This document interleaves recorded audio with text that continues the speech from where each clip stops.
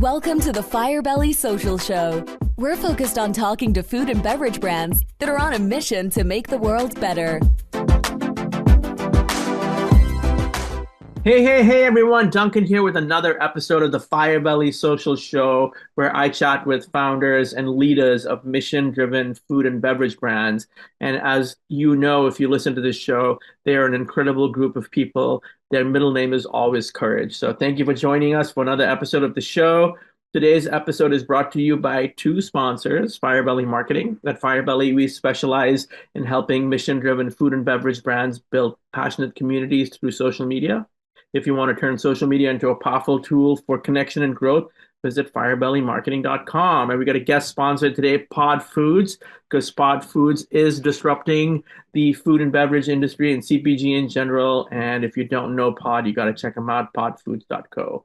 So let's dive into the episode today. I'm so excited to have our guest today, Stacy Moritz from Secret Aardvark. Not so secret anymore, but Stacy is the sometimes fearless leader, as she says, of Secret Aardvark, known for putting a playful twist on spicy flavors. The brand and its mascot have captured hearts and taste buds for their adventurous hot sauces and now nuts. So with her passion for fun, and she's a flavor connoisseur, she has turned the company into a go-to name in the food and beverage industries, and she's quite viral on LinkedIn. So with no further ado, Stacy, welcome. Thank you. I don't think I've ever been called viral on LinkedIn before. I mean, look, I think that there are so many. The thing I've immediately learned about you in these few minutes we've been talking is that unlike a lot of overly serious founders, you're here. You may not be here for a long time, but you're here for a good time. Correct. Yeah, life's too short not to have fun. Which is admirable. So let's do some of the housekeeping stuff first before we get into the newer stuff. What's the story behind the name, and what inspired the name? You want the real story or the one I tell in polite company? Let's go with the real story. So my late husband and I started this business. He grew up in Del Mar, California. If you know Del Mar, you're going to know exactly what I'm talking about. It's a little on the bougie side before we use the word bougie, right? He grew up with a bunch of kids, bunch of boys, smart, surf PE, all the things. And they hung out in an alley, and an article came out in the paper that said, I'm sure they were doing things like drinking, probably smoking some pot in the alley, right? It was the 80s. And there was an article that came out in the paper that said, how to know if your kid's in a gang. And these affluent boys wrote an article back. See, the problem is they were smart too. And they wrote an article back and said, we think we're a gang, and this is why. And they went through all of the criteria that had been listed to know how to know if your kid was a gang in Del Mar, California. So they wrote that back, and they said in our name are the Secret Aardvarks. The Secret Aardvark. And that's how the name happened. And my husband, who was all of like 17, think 6'4", skinny, yellow mohawk, was like, I'm going to use that in a business someday. And he did. I mean, Scott must have been quite a guy, because not only handsome but adventurous, and did so many cool things, including the iconic Salvador Mollies. So there's just so many things, and I imagine that was a really amazing time. Yeah, life with him was an adventure, and it didn't usually land us in jail, so that's good. All of those things are good. Those are the best kinds of adventures, right? Yeah, that's awesome. Thank you for giving us the real story, the Secret Aardvarks. Wonder if people in Del Mar know. Well, I think there was a little bit of a following of Secret Aardvark, but honestly, all those boys grew up, became rocket scientists and editors of newspapers. So they've taken the story, I'm sure, with them. You say that spirit of adventure is really, and humor is embedded at the heart of the brand. Yeah. Oh yeah. Scott was a traveler. He he taught me to travel. Our first trip together, he said, we're going to go to Mexico and we're going to take 3 weeks. And I'm like, who do you think I am? I work a day job. I can't take 3 weeks. And we're going to take a bus in Mexico and backpacks. And I'm like, I don't do buses. I don't do backpacks. And I don't have 3 weeks. We went for probably 12 days in a Volkswagen Bug. And I bought him a wheelie bag and he survived that. But all the rest of our trips were backpacks and buses and tuk-tuks and everything else. So he was a traveler. That's amazing. Yeah.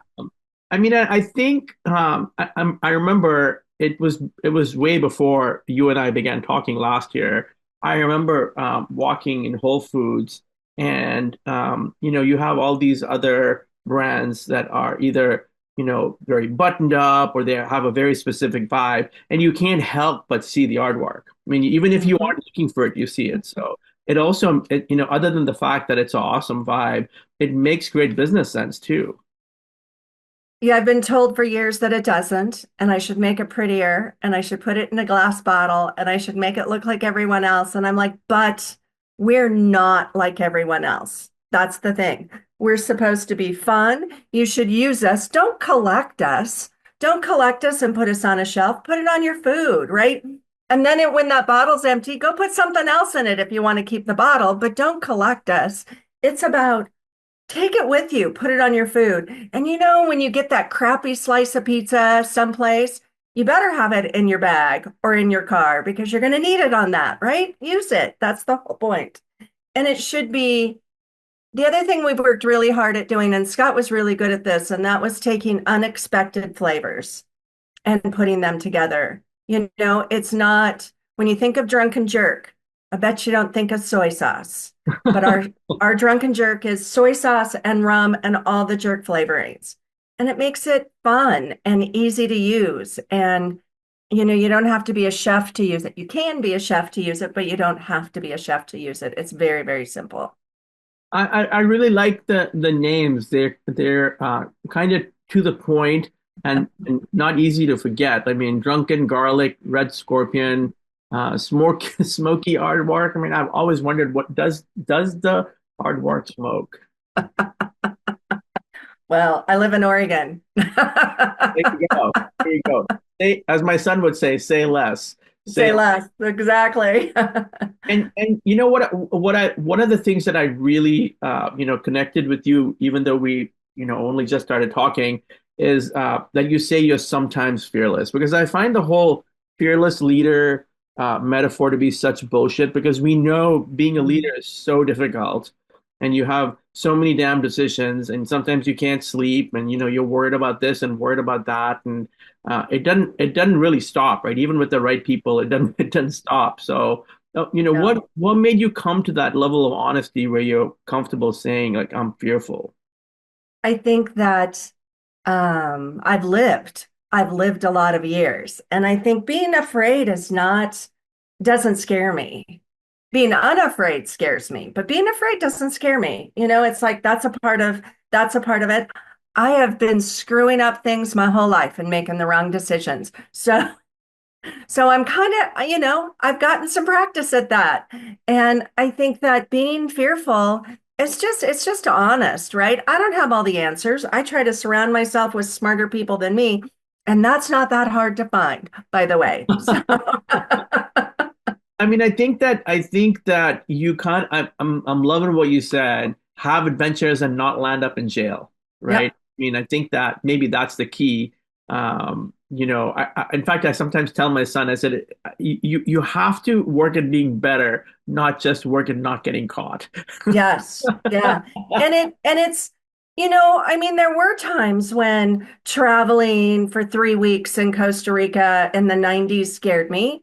But now I do things like I haven't gotten a chance to travel much lately. We've been very, very busy. But I've spent 5 weeks in Sri Lanka and 8 weeks in Southeast Asia and places that it doesn't scare me at all to do those things anymore. What scares me? Not doing them, right? And those same adventures in my business. What scares me is not taking that risk or not trying that flavor together or that product. Those are the things that scare me. I I just don't want to be that company, and we know too many of them. A lot of them have really big names, hmm like General Mills, yes. where Yes. they take all of the interest out of everything, right? And it's like it's not interesting, it's not fun, and it certainly doesn't inspire me to do anything, right? And that's not who I want to be. I mean, it really is interesting. The other day, I have to think of the gentleman's name. For some reason, it's escaping me. He's the founder, one of the founders of Lemonicious, and he posted about how one of their restaurant partners sent him a text message, and he had the text message in there, and he was saying, "Hey, people be drinking this like Coke in the '80s." Well, the other part of it is that the person sent the text from Miami, and so he posted it, and all these people were like, "Well, that's a really big compliment, and this and that." And I posted, I said, "I'm pretty sure he's talking about cocaine. He's not. I don't think anybody died to be like Coca-Cola." So, Exactly. Exactly. I find the hardest compliment, I say compliment, that people give me is when they say I'm mainstream. And those are almost fighting words, can I tell you? Because we are not mainstream. There's nothing about us that's mainstream, right? It's a blue aardvark for Pete's sake. There's nothing mainstream about that. I mean, just even start there. And then what's in the bottle isn't mainstream either. And yeah. I don't work very hard at not being mainstream. It sort of comes naturally. So I just go with that. Yeah, I mean it is interesting when we first tasted the sauce. My wife Angela said, "Man, this feels like we're at a restaurant. Like it was just made and it just came out of the bottle. It has that kind of like a gourmet, flavorful but accessible vibe to it." So But uh, thank you. yeah, and look, and now we have a new journey that you're going on, you know. And it's in part due to your obsession with nuts. Hot nuts, right? Who doesn't love hot nuts? Hot nuts, everybody.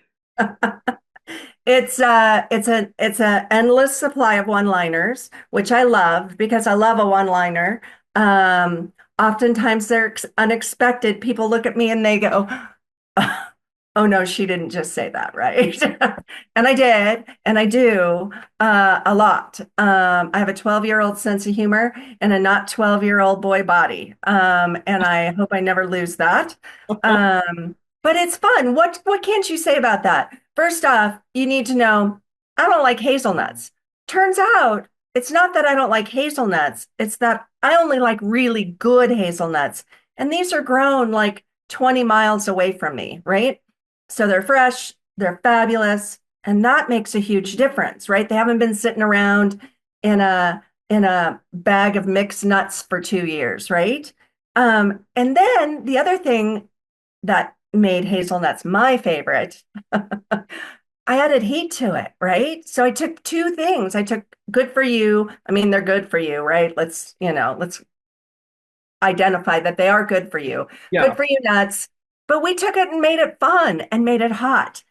I mean, some of them are pretty hot too. When you're eating through a bag, you're like, that one's not so bad. That one's not so bad. Ooh, that one was hot. yeah, yeah.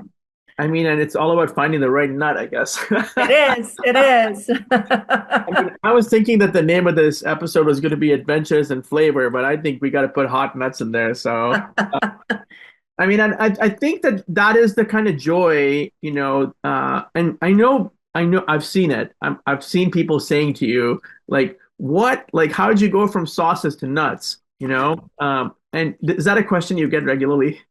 I do because it's unusual. And hazelnuts, most people don't even know what they are, honestly. I live in the Northwest where they're grown. We're the largest grower here. So I know what a hazelnut is. Some people call them filberts. I don't think that's a term used much anymore, but most people don't even know what hazelnuts are, right? And so that's a surprise to people. What the heck is a hazelnut? And what I tell them is it's the nut in Nutella, but it doesn't taste that bad. Yeah. I don't like Nutella. Now, give me a high end something like that, but all of the crap they put in Nutella, I'm not going to eat, right? But I'm like, and it tastes good, but it's hot. It's like a super bougie nut, super bougie, and and then we took it and made it fun, and we call it Aardvark's nuts, right? And we can't stop saying, get your hot nuts, grab your nut bag, have some hot nuts. I could do endless one-liners here, by the way. Put a hot nut in your mouth, right? You're only going to get hotter eating these nuts. I could go on forever. Just gotta get my nut. I like it. That's right. That's right. Grab your nuts. Let's go. Um, let me ask you this. I want to make sure I give a shout out to some of the people around you. I know Pod Foods is one of your great partners. So shout out to the folks at Fiona and Peter and the rest of them at Pod Foods. Anyone else you want to shout out? I've got a really small but mighty team. There are only 7 of us, including me. We don't own our own plant. We co-man it out, which means I have less capital investment and less, there's the business piece right there, and fewer staff. We run pretty lean, though. I got to tell you, we run really lean. We run, nobody is short of work in this organization. Uh, I have Katie, who is my operations person. Man, she does it all. She's been with me. I was trying to figure it out the other day. Maybe 14 years, probably maybe close to 15 years. My husband, my now husband, also works for me. He's married to me, so he kind of always works for me. Yeah. He does all of our small shipments out of our warehouse on property. And he'll go to a trade show with me. He brings the fun to the trade show booth. He does, because he's a lot of fun. And he'll do anything else pretty much I ask. He's pretty great about that. I have somebody who works in logistics. Fiona is fabulous. I hate logistics. I can't stand any part of it. She does a fabulous job. She'll also do our portals. See, what you're seeing here is that nobody does one thing, right? Yes, I love that. I Yep. love that. Carla is marketing and sales. She started as my assistant. She moved into logistics. She moved into marketing and sales, all within 2 years. Oh, I wow. mean, that's what you do. You get somebody smart and you're like, okay, you have an aptitude for this. You may not have she might not have a master's in marketing or anything, but you have an aptitude for this, and you pull those people along. Or in the case of people like Carla, you just hang up and let her swim, right? Because she's smart. That one's smart, right? Shout out to Carla. Carla's great. And then I hired somebody. We're all remote, by the way. We've always been remote, but we're all in this area. I've got Ramona. She lives down the street from me, out in rural Oregon. She manages all of our accounts receivable. But then this last year, I hired somebody in Austin, Texas. Why? Well, fractional sales, because, small companies, we can't afford giant sales teams. Fractional sales. I had been stalking her on LinkedIn for years. And when I saw she had availability, I snapped her up and I'm like, come to work for us. You're going to have fun. You're going to love this. I won't tell you she loves it every minute of every day, but she's been a great asset to our team. But we're small. And I want you to know that those are all women, except for my husband.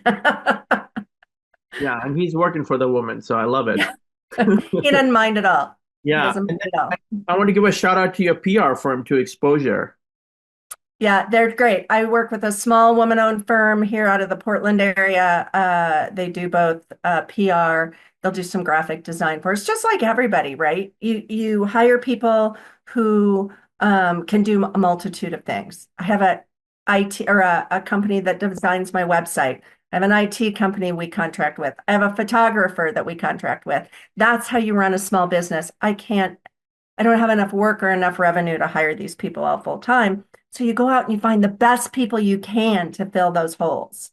That's amazing. That's amazing. Yeah. And then I'll give a shout out to Jen Burton in Portland and to Mark Bitterman.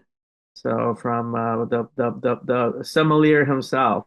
So let me ask you this. Now, how can people find the nuts? Yeah, I have visions of doing something called a nut hunt. Uh, right now, you can find us online on our website. We're working to get them up with our Amazon reseller.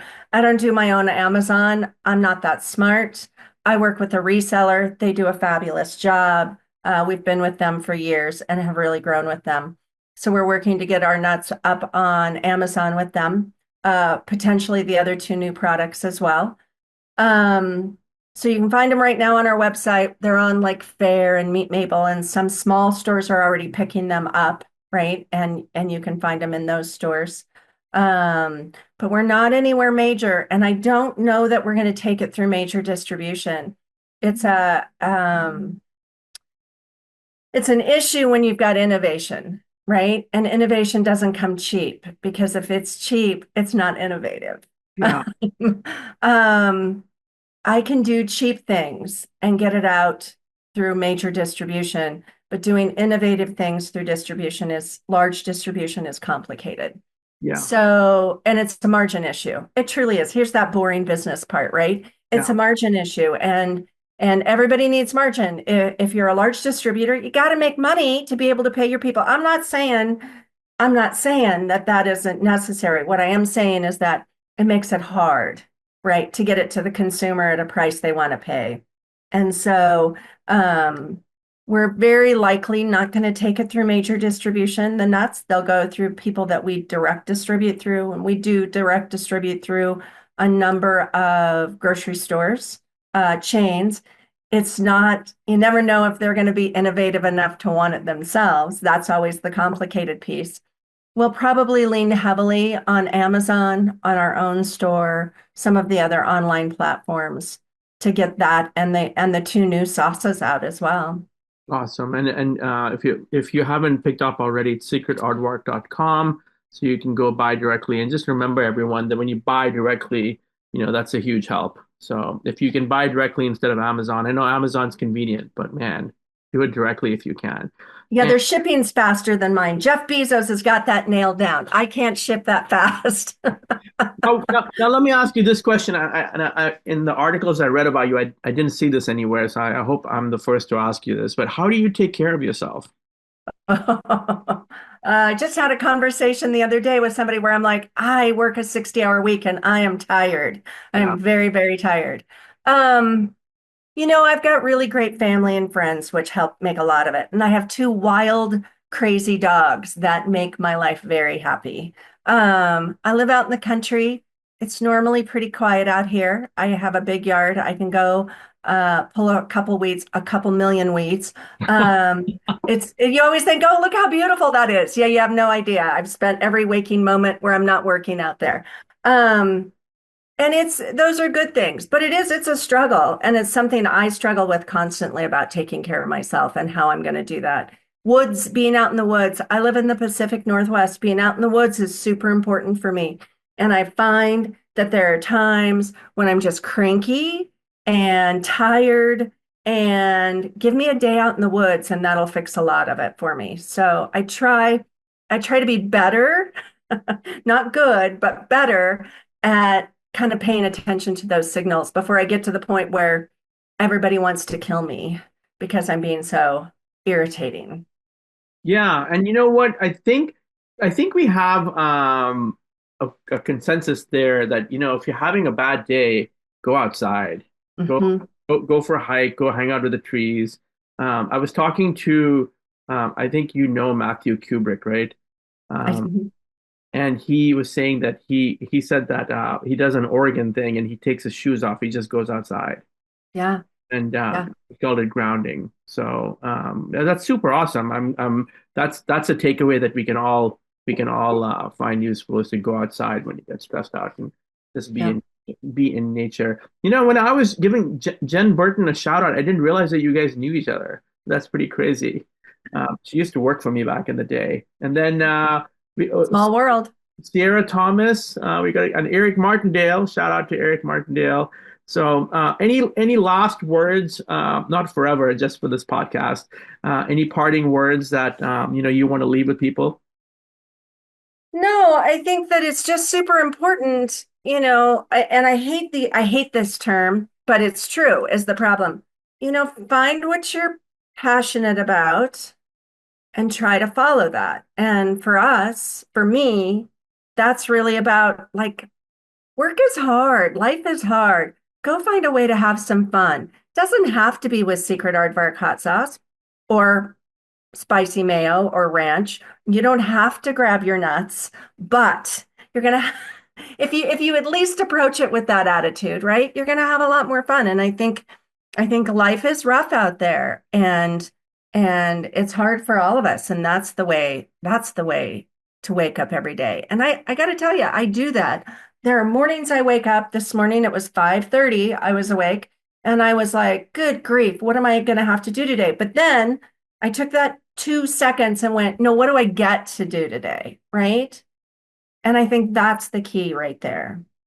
That's super cool. I love that. What do you got to do? And punt the rest, do the fun things. Hmm. I do love that you said that. I know that I've been doing that more and more. Like I'll stop. I love old records, and I'll go find a record to put on, or I'll be like, hey, what am I gonna do with my family? What fun thing can I do to blow it off, or what can I cook? So I think that's super important. Well, Stacy, thank you for being so generous with your time today. I think I've got some great energy that you've given me. So thank you for that. And Thank you.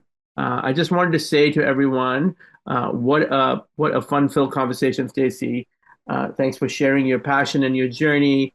And I love that the brand is just all about flavor, fun, and community. So thank you for listening. If you're ready to spice up your life, head up to Secret Aardvark and explore their lineup of sauces and nuts.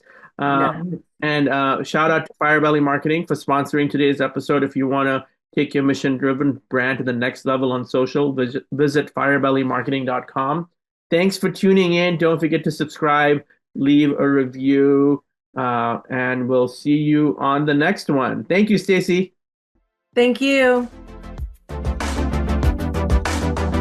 Thanks for listening to the Firebelly Social Show. We'll see you again next time, and be sure to click subscribe to get future episodes.